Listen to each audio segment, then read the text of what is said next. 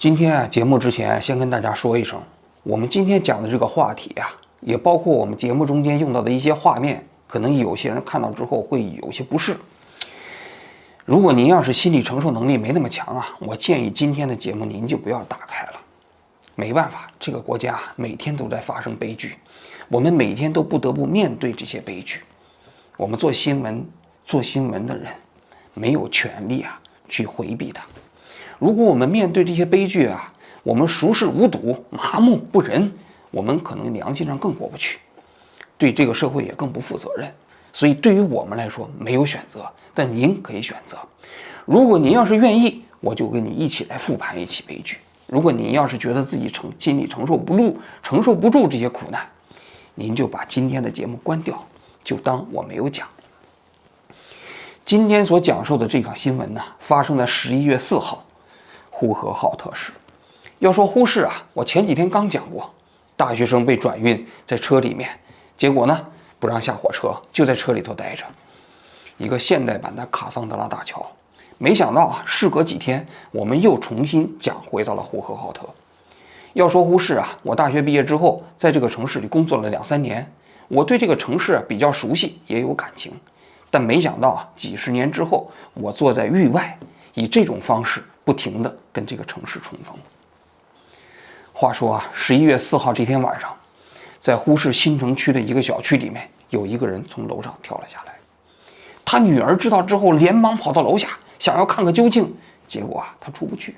呼市啊，这一次防疫措施啊实行之后啊，很多小区的门呢都给封起来了。他们这个小区就也是一样，虽然说没有用小区门口直接焊死，但是他们建了一个所谓的围挡。这个围挡在外面用插销一插，里面的人是出不去的。这个女儿就到那个地方就开始喊呐，喊也没有人理她。于是呢，她就上楼呢就用那个手机的微信呐，在微信群里喊：“救救他妈妈吧！”能人，你赶紧把门给我打开，把大院门打开，快点把门打开，把门打开，求求你们了，快点把门打开，请把门打开，把门打开，我求求你们了，我求求你们了。我妈妈是不是没有了呀？我妈妈是不是没有了呀？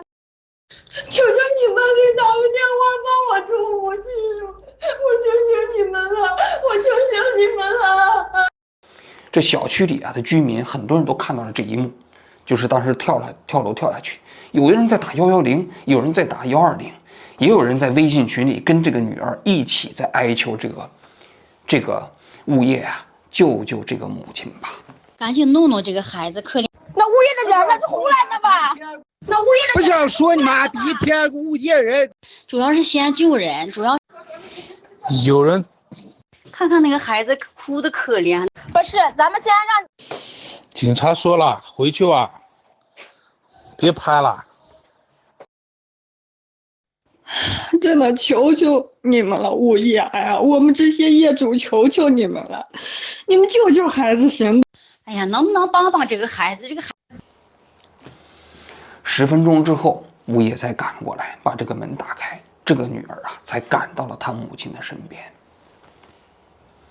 当她看到她母亲躺在冰冷的土地上的时候啊，她发出了那一声刚才我们听到了凄厉的呼喊呐，真的是太惨了。咋了？物业连个灯也不敢开了啊？这个时候不敢开灯了，每天不是开的可积极呢吗？说话呢吗？都死了。现在你不是不让你不给开门吗？咱们小区里这么些个人，随便找个3-4个人也能跟着出个了吧？现在人家是不给开门，咱们出不给根本就。我跟我们5号五大员的那个大哥在下手和印让你给撵回来了哈，根本就不让你往跟前走，就是不给开门嘛，真不要你脸了，都物业的，听见了没？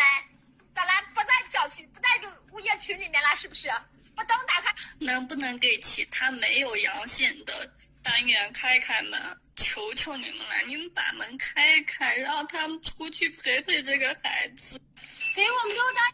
我对象给咱们社区打电话要那个手机电话号，他们现在出了人命都不愿意给电话号。我们不怕感染，让我们出去陪陪他，他太可怜了。这件事情啊，在11月5号这一天就立刻传遍了整个呼和浩特。一开始大家都传啊，说这个母亲为什么要自杀，是因为他们家遭遇了抢劫式的消杀。大家都知道啊，呼市的这个入户消杀这次搞得非常疯狂。上个月11月29号的时候，呼市搞新闻发布会，大家都知道有一个官员出名了，这个官员叫李少利。他在新闻发布会里的时候啊，就在那讲呼市的消杀，然后进去之后，现在空气里喷雾，1个小时之后进去开始喷那种所谓的蓝色的消毒水，然后床铺啊、床上的东西啊，还有冰箱里头这些冷冻食品呢，通通都要扔掉，当做医疗垃圾来处理。事后大家发现，就这个吕少利啊，当天开发布会的时候啊，他那个戴的耳钉据说价值3万，戴的那个围巾据说价值4000，真是朱门酒肉处，路有冻死骨啊！这样的官员在那正襟危坐讲怎么入户消杀，然后自己一身名牌，你想想老百姓能不怨声载道吗？事实上，有很多家庭遭遇了这种抢劫式的消杀之后啊，确实家徒四壁啊，没办法生活啊。消杀就消杀吧，这你妈还交个东西了啊，就闹下个这啊！真你妈那个逼的，完了别想大展开，求点东西也没有，你让老回来吃剩了啊！那袋袋里面有那东西的，那么他就咋了？袋袋也有毒了啊！还开门，开柜门看看有啥东西了啊！沙发你妈逼碰的，到现在跟出的你妈逼的死拉拉的坐都不能坐啊！所以很多人当时都猜测，就是因为这种原因导致的这个母亲当时跳楼自杀。他们当时都在传言说，这对母女啊，因为小区里发生了这个阳性，于是就被运走了隔离。等到回家的时候，一发现家里什么东西都没有了，一时想不开就跳楼了。到11月6号这一天，呼市的政府出来开始辟谣了，说讲了，他说他们家这对母女，他们家没有被入室消杀。这个小区啊，在上个月的时候就发现了有这个阳性，所以就封起来了。所以他们一直是在家里被封闭着呢，所以根本没有入室消杀，也没有被转运。但是呢，这个母亲平时啊就精神上有焦虑症，所以一直在医院里头开药。到了这个11月4号这一天上午，他女儿先是给物业打电话，说是他母亲情绪不稳，说要跟他女儿一起死。然后物业就问他要不要120，这女儿说不用了。这是上午10点13分。等到下午5点13分的时候，他女儿又给这个物业打电话，说他母亲不行，有自杀倾向，非常着急，能不能让物业的人呢给120打个电话？结果这物业的人说什么？说我这忙着呢，是吧？你们自己打吧。女儿没办法，就把电话放下了。那么5点30分的时候，呼市的120中心呢接到电话了，是谁打的呢？是这个女儿的姐姐，也就是这个母亲的长女打的。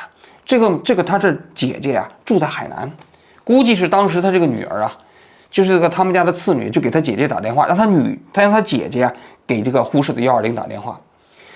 呼市的120打电话之后，他姐姐就说了，他妈情绪不稳，希望120赶紧出警，能把他妈妈给接到医院去。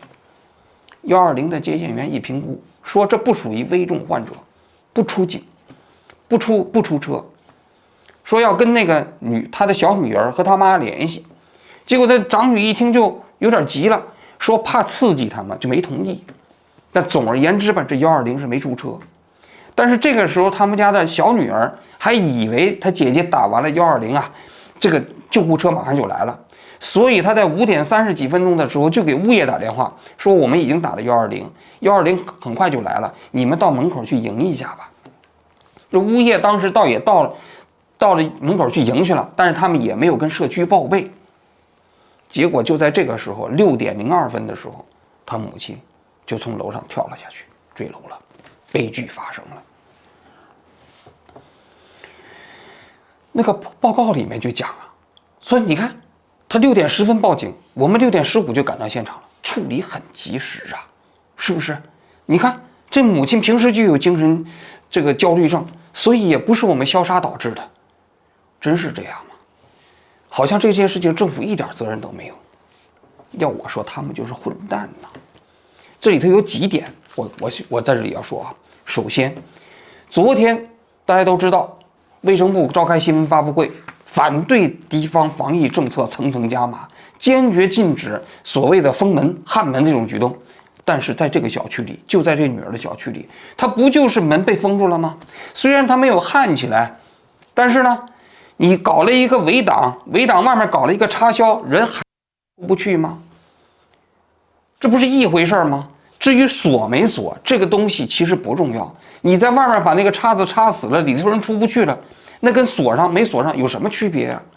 是不是？而事实上，事情发生之后，这个女儿啊下楼之后到那个地方想出去，就是出不去嘛，这也是事实嘛。所以，如果按照国家的防疫政策，忽视的这个防疫措施本身就违法。那我们首先要问了，谁给的这个物业的权利？他可以封门呢？物业原本是应该是给普通的业主提供服务的，但怎么回过头来变成了他们怎么变成了监狱的看守了呢？每一个居民都变成了犯罪分子一样被关进了监狱，而这原本应该是给普通居民提供服务的物业，全都变成了监狱里面的看守，多荒唐的事情啊！要我说，如果没有政府的授意，他们做得到吗？显然做不到，对不对？那还不是地方政府授意这些物业去把这个居民都关起来的。那卫生部的新闻发布会里头讲了，说层层加码不可以。那问题是他们这个层层加码，把这个居民关在这个小区里面，关到这个单元里头，又怎么着了呢？那些所谓的防疫不力的官员就通通被撤职。现在这个所谓的这些层层加码的，把人焊在这个屋子里，把人关在这个单元里不让出去的，也不过就是通报一下嘛。所以你就看出来这些真正的他们真实的态度。虽然在新闻发布会里说不允许层层加码，其实它真实的意思就是说，其实层层加码也没问题，就是这么回事嘛。这是第一点。第二点，从报警啊到这个救护车赶到现场，花了整整40分钟的时间。这个他报警，他这个真正他的母亲跳楼跳下去啊，是下午的6点04分。但是救护车什么时候赶到的呢？救护车赶到的时间是6点40分，40分钟的时间呢。虽然说从12楼跳下去啊，这人几乎也没有生还的希望了，但是，那你这个报警从打120到你现场赶过来40分钟的时间，假如他还有生还的希望，那你这40分钟的时间得耽误多少事情啊？多少人就完了。你现在你的疫情期间仍然会有人心梗，仍然会有人受伤，仍然会有人生病啊。那你救护车凭什么40分钟才赶到现场呢？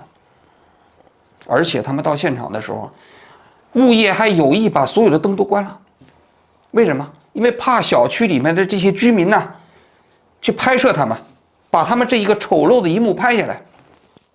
所以后来这个小区里的居民挺了不起啊，他们就自发的号召，每家都把自己的灯打开，每家把自己的手机打开，然后把他们这个状况给录下来。那我们又要问了，那你到底是什么原因，你让这个120要花足足40分钟的时间才能赶到现场？这小区里的居民跟我们讲，这个小区离医院最近的只有4公里。那4公里的医院没有120吗？假如说这个正常情况下，120的从响应到现场的时间，我们一般来说的标准15分钟，不能超过15分钟。而且现在你要知道，晚上夜间道路交通不存在所谓的拥堵，更何况现在疫情期间大街上都没有人，为什么要花40分钟的时间才赶到现场？胡适的这个报告里也没有任何解释。第三，其实我从这件事可以看出来啊，就是在整个忽视的这一套处理系统中，这个封锁系统中，其实它是没有任何针对个案居民发生紧急情况的预案的。你发现了吗？从他一开始下午出事情的时候，他的女儿给物业打电话，物业就没当回事儿，也没有向社区报备。而所以呢，然后救护车到小区里花这么长时间，对不对？然后那门锁着，大家也没有任何想解决的问题的办法，你就知道了。就整个现在的制度啊，这个政策啊，是以封锁为第一目标，而不是以居民的安全为第一目标，而不是以居民的生命为第一目标。至于你死不死，对他来说不重要，重要的是你不能出去，重要的是所谓的疫情不能传播，这就是他们政策的目的。至于在这个疫情过程中间，你跳楼了，你受伤了，你心梗了，你活该，跟他没关系。这就是忽视现在执行的政策，其实也是中国现在大多数地方执行政策的真实的那个所谓的目的。我们经常说，疫情防控的目的是什么呀？他们讲是为了老百姓的生命安全。但是当老百姓的生命真的发生威胁的时候，他们人呢？不见了。他们的制度呢？失效了。他们的救护车呢？不来了。他们的警察呢？不知道。他们最后只会出一个公告，这个公告说我们没有责任，你们自己死的，活该。这就是今天中国的老百姓在政府的防疫政策下的真实感受。第四啊，这个跳楼的母亲啊，虽然说是自己精神上可能有一些疾病啊，但是啊，我要说啊，其实如果这个小区没有封门，他有了问题可以他下去溜达溜达，可以散散步、散散心，他未见得就会走上这条绝路。如果他能顺利的去医院，其实医院的医生给他开导，给他一些药物治疗，这个悲剧也未见得会发生。要知道啊，这长时间的封闭啊，别说是心理有疾病的人，就是正常人也未见得心理不会出问题。就在今天下午，呼市啊又有一个小区啊又出现了一起跳楼事件。具体详细的原因我们还不知道。我想说的是，如果把正常人长时间的封闭在家里不让出去，大多数人的心理都会出现问题。所以我们看问题不能简单的看这个人到底是不是因为心理有问题才跳楼自杀的，是这个制度把很多人逼上了心理有问题，或者说他即便心理有问题的话，也是因为这个制度推了他一把，他才最终走上了绝路。呼市啊，其实这次防疫啊已经有30多天了，那个所谓的公告信里面啊，其实给人暗示好像这个小区只封闭了6、7天、7、8天。其实呼市大多数小区从10月初就开始封闭了，到现在已经30多天过去了。不管你这小区里头有没有阳性，也不管你这小区里头是高风险还是低风险，也不管你这小区里啊，事实上所谓的是不是防治需要，通通把门都焊起来了，都关起来了。这种情况下，人的心理能不出问题吗？所以呀，把这个原因归结为这个母亲心理有问题，这就是洗地，是这个政策病了，而不仅仅是因为人病了。人病了未见得会死，但政策如果病了的话，一定有人会死。今天我在网上我看到的时候，有一个人说了这么一段话，他说这个人呢是恶意跳楼，发泄自己对党和国家政策的不满。有鉴于他跳楼的时候啊，他还戴着口罩，态度比较好，再加上他人已经死了，所以宽大处理，我们就不予追究了。这就是老百姓对他们这个公告的回应。打电话要那个书记电话号，他们现在出了人命都不愿意给电话号。我们不怕感染，让我们出去陪陪他，他太可怜了。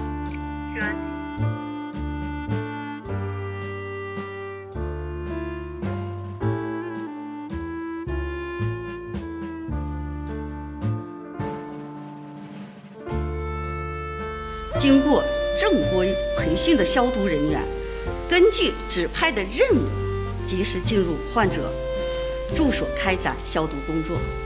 首先